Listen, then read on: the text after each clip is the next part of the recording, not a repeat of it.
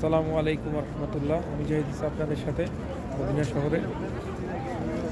আমি আজকে আপনাদেরকে যে জিনিসটা দেখাবো এটা হচ্ছে হযরত আবু বকর রাদিয়াল্লাহু আনহুর মসজিদ নামে সমাধিক পরিচিত সেই মসজিদটা। চলুন আপনাদের দেখাই।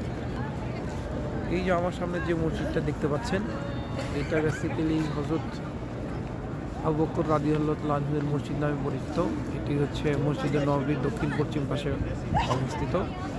এই মসজিদটি বেসিক্যালি প্রথম নির্মাণ করা হয় 87 থেকে 93 হিজরিতে উমাইয়া যুগে, যখন ওমর বিন আব্দুল আজিজ খলিফা ছিলেন, এখানে শাসন করতেন। তখন এই সময় আসলে এই মসজিদটি নির্মাণ করা হয়। এখানে হচ্ছে যে বেসিক্যালি রাসূলুল্লাহ সাল্লাল্লাহু আলাইহি ওয়াসাল্লাম যখন জীবিত ছিলেন, তখন রাসূলুল্লাহ সাল্লাল্লাহু আলাইহি ওয়াসাল্লাম এখানে ঈদের সালাত আদায় করতেন।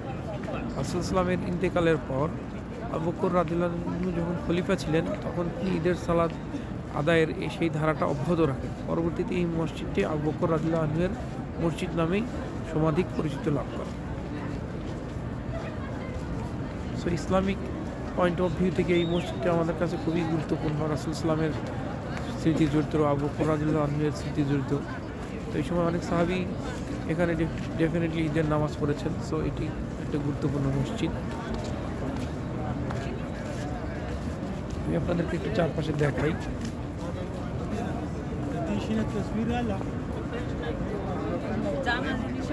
আজকে 16 জানুয়ারি 2026, এখন সকাল 8টা বাজে। এখন চারপাশে কি পরিমাণ লোকজনের ভিড়। বেসিক্যালি এখানে যারা আসছেন মুসলিম, তারা উমরা করতে আসছিলেন মক্কাতে। উমরা শেষে তারা মদিনায় আসছেন মসজিদে নববী নামাজ পড়তে, রাসূল ইসলামের কবর জিয়ারত করতে, রিয়াদুল জান্নাতে সালাত আদায় করার জন্য তাদের বেসিক্যালি ভিড়। আর একটা জিনিস দেখেন, এই মসজিদটিতে 1400 বছর আগে নির্মাণ করা হয়েছে দেখেন, কিন্তু এটা দেখে বোঝা যাচ্ছে এটা কি পরিমাণ শক্ত। এদিকে কিছু ঘুঘু দেখা যাচ্ছে, এটা আসলে স্বাভাবিক যে এখানে ঘুঘু দেখা যাচ্ছে। যেটা বলছিলাম, এই দেখেন, আপনি যদি দেখেন, এটা পাথর দিয়ে নির্মিত মসজিদ, নট কোনো ইট। 1400 বছরেও পরেও এখানে দেখেন এই পরিমাণ স্ট্রং এই মসজিদটা। আমি যদি আপনাদের একটু দেখাই মসজিদটার ভিতরের পাটটা, দেখেন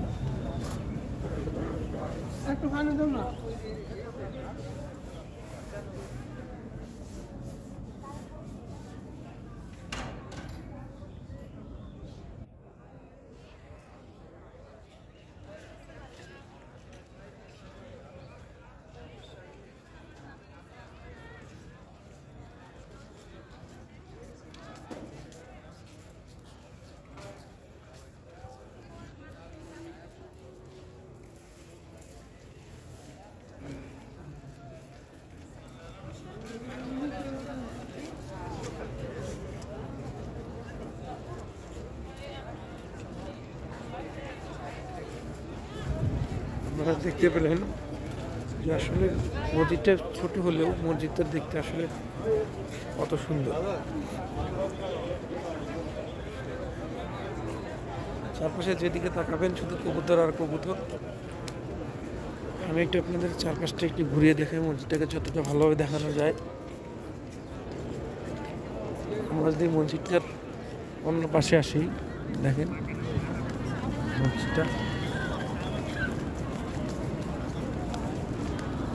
মসজিদটাতে একটা মাত্র গম্বুজ আছে এবং হচ্ছে একটাই মিনার।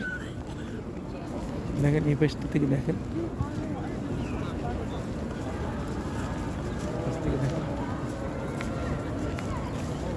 মাত্র গম্বুজ।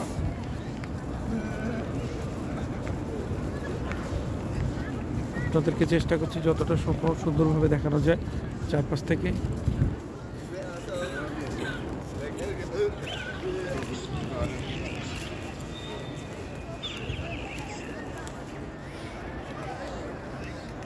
এটা ভাবতেই গা শিহরিত হয়ে যাচ্ছে যে এখানে আল্লাহ রাসূল সাল্লাল্লাহু আলাইহি ওয়াসাল্লাম ঈদের সালাত আদায় করেছেন, আবু বকর রাদিয়াল্লাহু আনহু ঈদের সালাত আদায় করেছেন। এই স্থানগুলো আসলে কতটা পবিত্র জায়গা এবং কতটা আবেগের জায়গা, এখানে আসলে না আসলে এটা ফিল করবেন না। অবশ্যই সবার একবার করে হলেও এখানে আসা উচিত।